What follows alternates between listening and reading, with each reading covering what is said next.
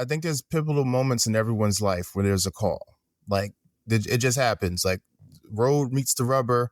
You've been building towards the opportunity shows itself. And it's like, you've been waiting for this. You've been talking about this. And it's like, no judgment on you if you don't take it, but just recognizing when that opportunity does come, because when you do answer your calling, I think that magical things can happen because that's your calling for a reason. Welcome to Impostrix Podcast, where we affirm the lived experiences of professionals of color who navigate imposter syndrome and racial toxicity at work. The tools that you learn here will help you confidently address racial toxicity at work, put that imposter syndrome to the side, stand in your power, and resist racial gaslighting. I'm your host, Whitney Knox-Lee, a Black mother to Black boy children, a civil rights attorney, and an anti-racism educator and trainer. If this is your first time listening, welcome. We're glad you're here. Episodes are published every week. Make sure you go back and listen to our past episodes. All right, here we go. Welcome back to Impostrix Podcast. I am here today with Kamal X. I am looking forward to this conversation because we're talking today about Black folks and art. And it's something that I've not considered myself a creative or an artiste. So I'm really looking forward to getting this perspective. So Kamal, can you introduce yourself? Hey, thank you so much for having me, number one. This is so awesome. The meeting, everything building up to today has been awesome. So I appreciate you, and your listeners have an amazing host and show. But to quickly introduce myself, my name is Kamal X. I'm a photographer based out of Brooklyn, New York. I have a new book coming out called Black Astronaut, which comes out October 24th, which goes into everything from George Floyd to the pandemic to women's rights to even the situation with the political campaign vibes that was going down back in the day. Yeah, so it's a real reflection. It does. People that have seen the book so far really love how it seems to give people an eye into those times from a different lens to revisit it, because I think for a lot of us, getting through 2020 and the pandemic was just like a day-to-day struggle. And most of us still haven't taken time to really dive into what that was and the feelings that we dealt with and found healing, really, in a lot of ways. So I believe Black Astronaut gives an opportunity for all those things. Awesome. So, yeah. Yes, I'm definitely going to ask you about the book in a bit. But can you tell us what identities, besides being a photographer, what identities do you come to this conversation with? Oh, man. See, I was just going to say artists because I really thought about this question in terms of being honest about where I am today, because I've learned that like this, whatever dream you have to put your all into it. You can't like do it part-time. It's something you have to put every part of you into if you really want to create the things that you see in your heart or in your mind and like make those things a reality. There's no shortcuts. So I'm 24/7 artist right now. So it's just, and I like it. And the fluidity that I like about it is, even though it's not just about like working hard, it's also paying attention to what's around me, the moments and just being present. I think these things, even when I'm not behind the camera trying to create an image, I'm always paying attention to the moment and just, and I would call that being an artist. That might just be me being a person that's being present. Yeah. That's something that I'm really identifying with as of late, as it just seems like that's the best way to see what's going on around you and to feel what you feel, to like really be present. Yeah, I struggle with being present. I am somebody that I deal with anxiety, I deal with depression. And so I've heard people say that like the anxiety is the fear about the future and the depression is like feeling my past.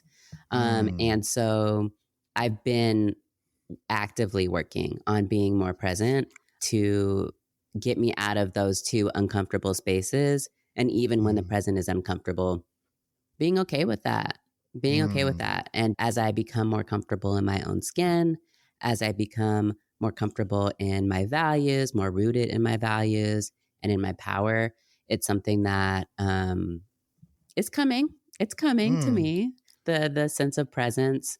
So being an artist, this is relatively new for you, right?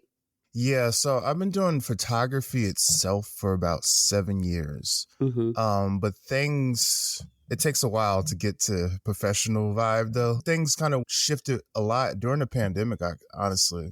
So I would say, yeah, but the last 3 or 4 years, my career is kind of like went in a completely different direction than it was.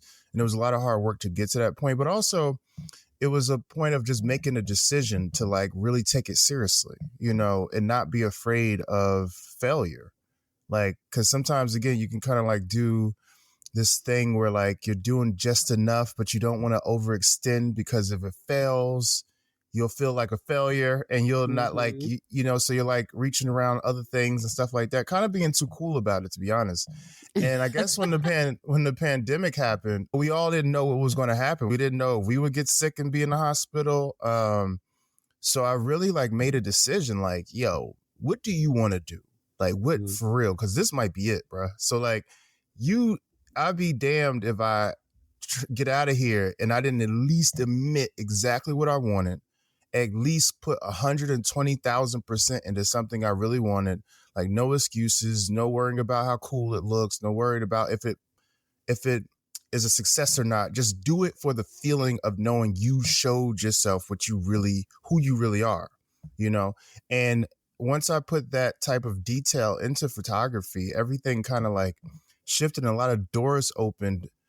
And I think the thing that really, besides the intention, I think once I said what I wanted, I realized the work I had to do to get it. And that meant studying. That meant doing research. That meant reaching out to other photographers, people that I was a little shy about beforehand. But once I made that decision, like, you don't got no time to be shy. You don't got no time to be cool. You got no time to worry if they reply to your email or not. Like, no, send that email. If they ask to see your work and you don't feel good about it, so what? Like, you're trying to grow. So my photography journey kind of started out of like a need to be heard.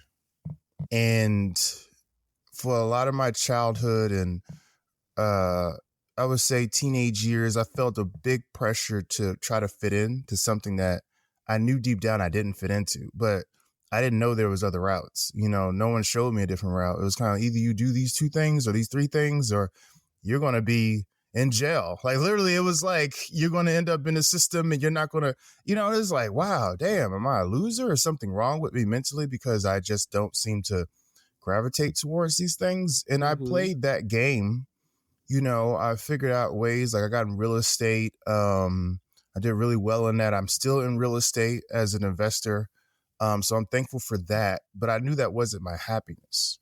So as things kind of like progressed in the business stuff, I'm still feeling that sense of like, I never got to say who I am. I never got to put my truth out there. I never got to like unapologetically let the world know who I am. So that's a big reason also for my photography and why I've been so passionate about it and getting these visions out.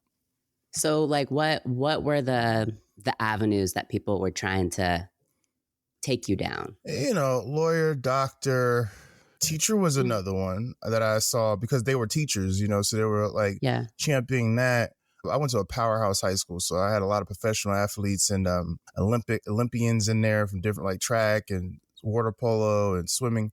So we also saw people that were going to the NBA, so it was just a very like the level of, and when you think of an artist, you don't think, oh, a successful person that can, has a family and can go on family trips. So there was an insecurity to even say things that didn't fit the, wow, you going to do your thing. It's kind of like, oh, okay, that's cool.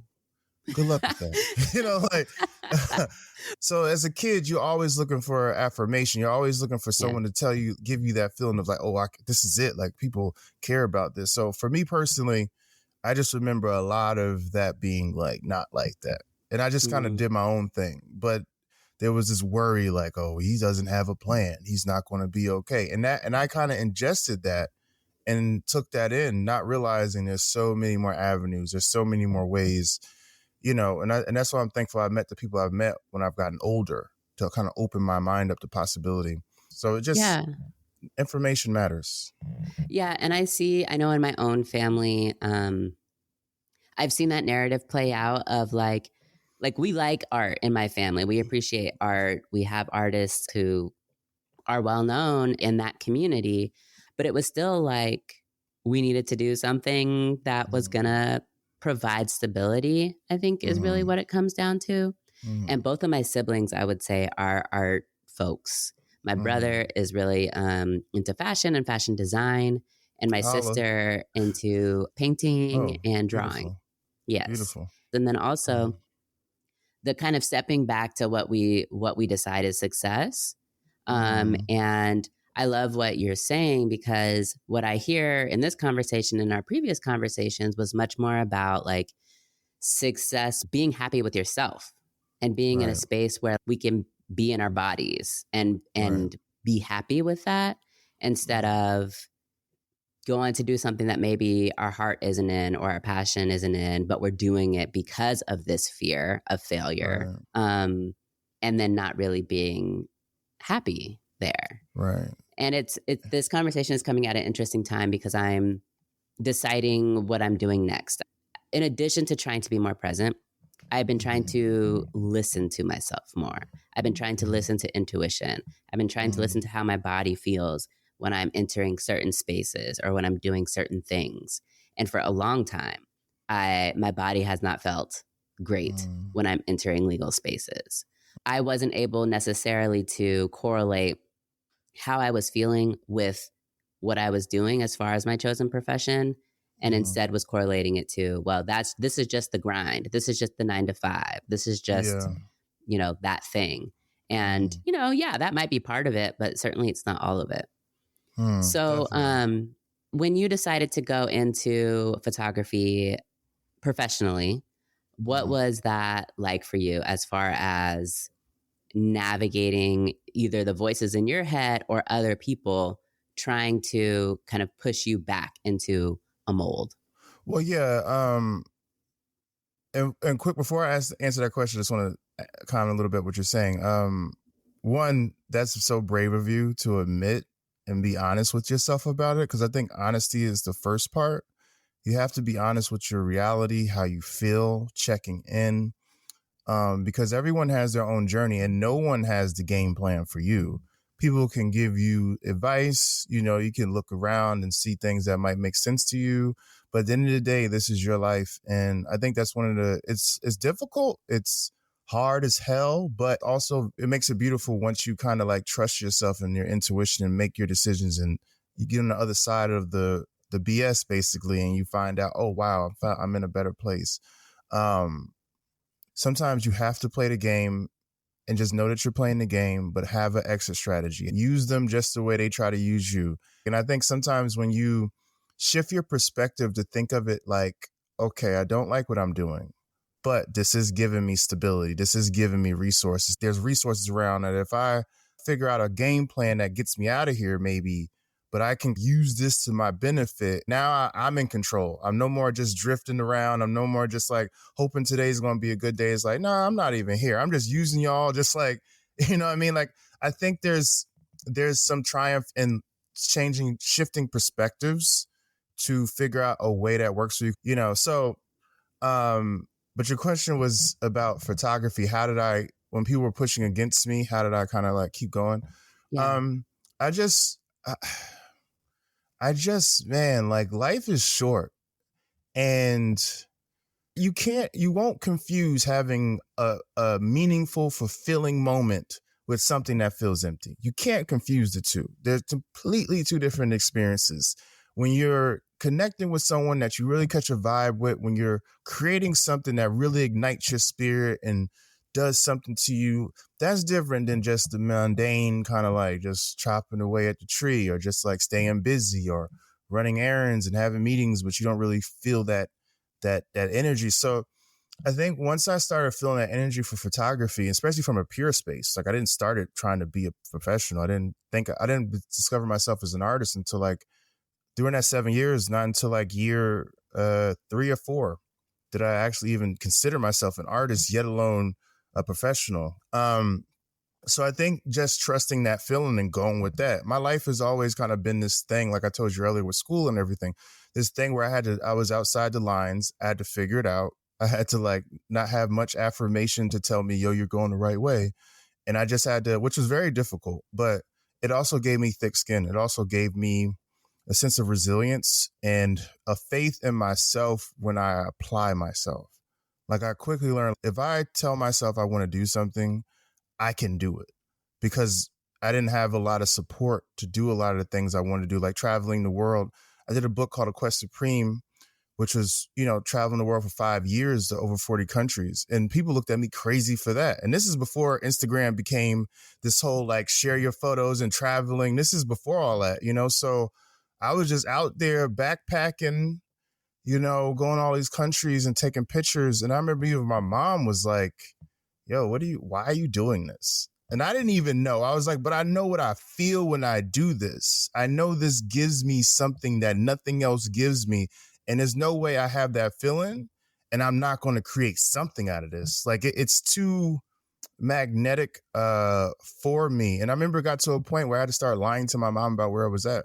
Like I'll be in Egypt and I'll tell her, yeah, I'm in Miami right now, like, because she would freak out. She'd be like, why are you in Egypt? What is going on? And it's like, yeah, but I trust my heart. So I think I've always kind of had people not, and then it's art. So no one really knows how that world works anyway. So it's kind of this thing you just trust it. And then and not that it's about financial situations or whatever, because I still have real estate, but once things started opening up, I started getting deals with big name brands and stuff like that and getting published. And it's like, oh, okay. Hey, then, like sometimes it's like, yeah, I bet on me. I knew I was going to be all right, but that's that faith. But that's not, everyone doesn't get that. I'm blessed and thankful is what I'm saying. Cause it's a lot of luck too. It's a lot of right place, right time. And just grinding and believing in yourself, truthfully. Yeah, well, and what I heard you say at the beginning was like putting yourself in the right places too, in terms of investing in yourself, investing in your craft. Like I have a side hustle, and because I've had a full-time job, I haven't really been able to invest in that. And now I have the opportunity to do that, and I'm excited for what that brings because, of course, like I'm limited. I'm a human. I'm limited in my energy. I'm limited in my time. I'm limited in my money. And so, having multiple projects at the same time is fine. But for me, what it means is that I can't necessarily put all of me into something that I might want to be putting all of me into. So, I do think, yes, it's luck. It's also who we know and the connections that we're making and networking and all that stuff. But so talking about product, I want to hear about this book because it sounds amazing, first of all. I have a lot of questions about just how you intend or hope for me as a consumer to perceive this book. So what is your book? What's in it? Tell us about it. Thank you. So yeah, Black Astronaut, The Stars Belong to the People. As I said earlier, it's kind of my journey through 2020 and like just finding myself through all the chaos outside.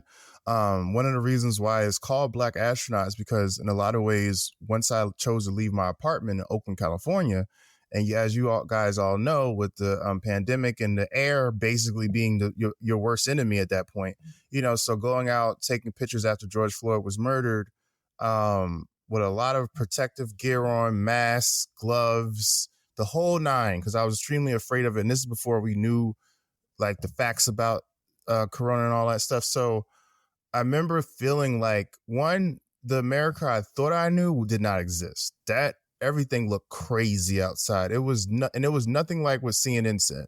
It felt like a brand new world. So with a mixture of all the protective gear and the fact that I feel like I was in a new world, I'm like, yo, I'm an astronaut at this point. Like, I feel like I'm a man on a mission going into uncomfortable environments. And when you think of like an astronaut for itself, like what that suit is for, like going into the unknown, going into harsh environments that would literally kill you if you didn't have this protective gear. In a lot of ways, the stuff I was shooting and the environments I was putting myself into for the story, it felt like that level of threat, honestly. But I knew after seeing what happened to George Floyd, man, I just knew like I owed it to him and the ancestors and everyone that has been hurt, murdered by police brutality, injustice, like to, as I am alive with the camera, they deserve to have me put my all into it, like, and not be afraid. Because I saw a lot of photographers that also seemed like they were getting the rage outside and all the burning cars and all that, but they weren't getting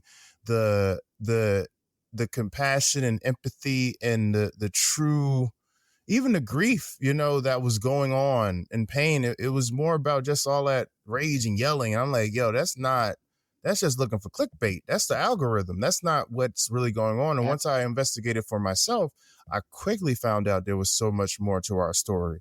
There was so much more that America was saying. There was so much more that television and phone just was not going to show you. And I felt like, wow, this needs to be seen. Like, this isn't just something for my own records. I quickly realized, like, this is something I need to create into something bigger, like a book. And it goes into that. I shot it for 3 years. It's 3 years of shooting. And I didn't want it to feel like, oh, this is just one of those books. This is just I wanted to push the envelope and trust myself. And to my surprise, I got a deal out of it, you know? And it's like, this is a dream. Like, even talking to you right now is a part of my dream.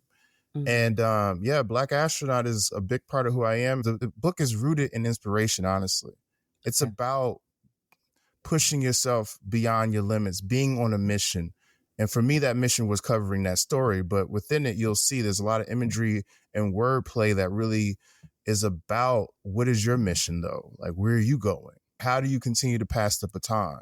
What is your place in this space in America? Like, or this life that you're living? Like, that's the question. I definitely didn't want it to be about just the past. I wanted to take us somewhere. So that's kind of the Black Astronaut in a nutshell. Yeah. Yeah, well, that gives me goosebumps just in light of, you know, what we're talking about and where I'm at in my life of this. What is the mission? What is my mission? And just the imagery that comes to my mind of you as a Black man going out into this world, trying to shoot these images of this experience that, to some extent, yes, it was a collective experience and that we all went through COVID. But you and I know, and other brown people out there know, that the experience that we had was a little bit different than the experience that white people had. You know, the experience that Asian people had in the United States was very different than the experience than you or I had, because of racism and because of our ignorant president saying things. And so the imagery of going out in protective gear and just exploring to see what's out there, to see what our humanity really looks like right now, to see how we are grieving, to see how we are becoming compassionate or more compassionate in some ways with each other. And then also what you started out by saying of this, like, if I'm going out, then I'm going out doing the thing, that brings me passion and that brings me joy and that makes me feel like me. You know, that for me is just so empowering, because what's this life about anyways? You know? Yeah. Like, what is this life about if it's not going to be about us doing the things that we're called to do? Right. And answering that call. And that's the thing. Because I think for me, it's a decision. Like, when I saw the video of George Floyd, I had a decision. And I was so riled up, though. Like, I was going to go out regardless, but there still was a decision. Like, I could have been like, oh no, but I don't want to, you know, the risk factors taking place. And I was outside when they were shooting like those smoke bombs and people doing like, it was going down, you know, like, so I could have decided to not go, and I would have been in my right to, but I think there's pivotal moments in everyone's life where there's a call. Like, it just happens. Like, road meets the rubber. You've been building towards an opportunity shows itself, and it's like, you've been waiting for this, you've been talking about this, and it's like, no judgment on you if you don't take it, but just recognizing when that opportunity does come, because when you do answer your calling, I think that magical things can happen, because that's your calling for a reason. There's a reason why you feel what you feel. I think sometimes we underestimate what our emotions are telling us. Like when you're pulled or something bothers you or something got you, like that means something is in you. That means like there might be something in you that really is impactful. This is like one of the key purposes for me of Impostrix podcast is one to just let folks know that whatever you're feeling, so we say like feelings aren't facts, right? But like listen to them because I don't know. I don't even know if I agree with feelings aren't facts anymore, because I spent so much time trying to be in feelings aren't facts and trying to push away the discomfort and rationalize the discomfort, or say, I'm just being whatever, sensitive, crazy, irrational, whatever the case may be. When really, like, no, like that was my intuition. That was my like gut. That was my higher power. That was any number of things other than, feelings not being facts. And I'm with you, like both matter, the emotional and just the factual. I think both are very important in like using both for finding balance, for sure. Hey, I'm jumping in real quick to let you know about the Validating Voice newsletter, which is our bi-weekly newsletter coming straight to your email box with all the information about episodes that we've had, resources, and other things that are happening, discount codes and the like. Please subscribe. You can do that by clicking the link in the show notes to subscribe. I promise we will not spam you. All right, back to the show. Let me ask you, because I'm curious about, as a Black artist and as a man, have you, in this space, in the art world, have you experienced imposter syndrome, or alternatively feeling of like you're pushing up against a mold that people are trying to put you in? I think, honestly, in the beginning, it was with Instagram. I would say I think you're trying to find your way, and in your mind, you're thinking you need to create photos, and the more people like and comment, the better you're getting. And I was finding that when I was doing photos that fit into what the people were comfortable with, I did get a lot of traction and, people liking and all that. But when I did something that was real from the heart, something that was really who I am and like pushed me creatively, I got like crickets, and then like you get pushed to like, okay, so should I do like one of those photos and then sprinkle the real? And then it's like, now I'm splitting myself. And if you know anything about artistry, it's like, you got to be you. So I think initially it was just being brave enough to know, like, just because it's not being recognized doesn't mean that you're not on to something. The more I've leaned into who I truly am and got out of the things I would say that are more predictable, like especially when I was traveling and taking, like, you can just take pictures in front of like, I don't know, Eiffel Tower or something like that, or do, I don't know, there's just certain photos that are very like, oh yeah, wait, cool, or just photos of me with nice clothes on, sitting down, sipping a Moscato or something. I don't know, like stuff that's very like, it fits the, oh, fly, versus like, oh, this makes me think. I don't want to think. Like, we just want to look at a pretty picture. Give us a pretty 2 picture. seconds, you make me think. Nope, don't want it. So that as a creative, it puts you in a position where you're like, damn, am I good? Am I growing? Am I going about this the right way? And then you see other people that are kind of playing that game to the 10th degree. And they're actually, you might see them have millions of followers and thousands of followers, and they get all these deals. And you think they do anyway. I'm assuming they're getting these deals.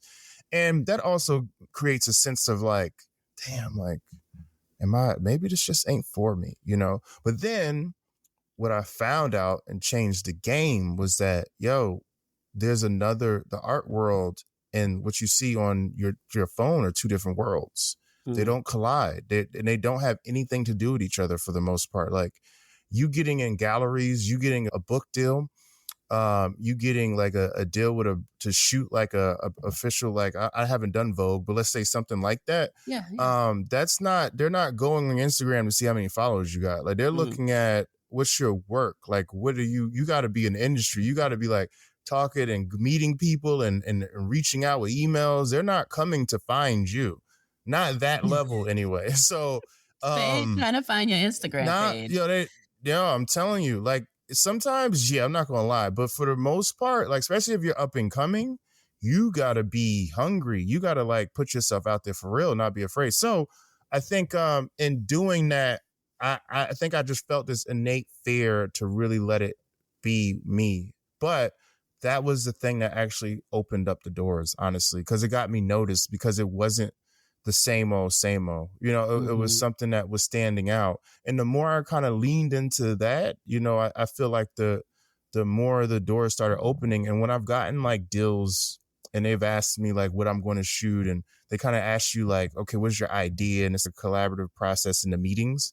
I said something different. I went a different route, and I didn't go the cliche. Like I purposely pushed myself. And I feel like in those meetings, sometimes they might not understand it either, because they're kind of, you can tell they're like, okay, but it's like, just trust yourself. And then in the end product, they always went really well. Like I've always delivered, and that's the lesson. Push yourself and make it yours. Make sure it's you, because if you say it like become successful and you didn't put you into it, and people know you for that, and you're like, damn, that ain't even me. Like it's not going to feel the same versus you really like putting your all on the line. Like, no, I believe in this. Like, I don't care. Like I might go broke working on this film, working on this book, but this is what I believe in. And if that pops, like that's what it's about. That's the rush. That's the energy that I'm about. And, I want for all of us in some sort of way, whatever way that is for each individual. Yeah. Yeah. I'm thinking about in podcasting, there's millions of podcasts, right? And so one of my mentors early on was like, okay, Whitney, like what's unique about your show is you.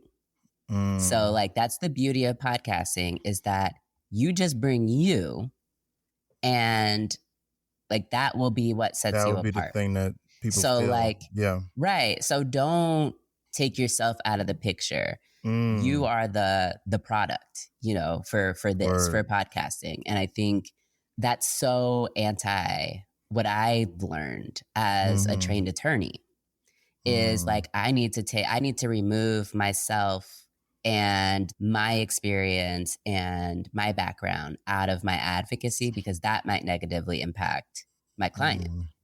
Like I have to conform to everything that this space is telling me is appropriate or the right way to do this legal advocacy. And that's been really challenging. That does create this like fracturing, like what you were talking about before, for me, not for everybody, but for me, of feeling like, no, I need to be doing something where I can be my whole self every day, day in, day out, no matter which room I'm stepping in, because it doesn't fill me up. It doesn't fill me up. And that's what I need in this life. Word. I'm with it. I'm supporting you 100%. And the funny thing, this kind of also, I think, goes with this conversation.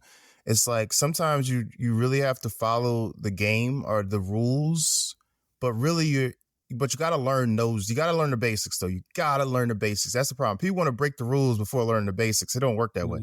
You got to work your way up to like really master or really understand the basic of the landscape that you're in.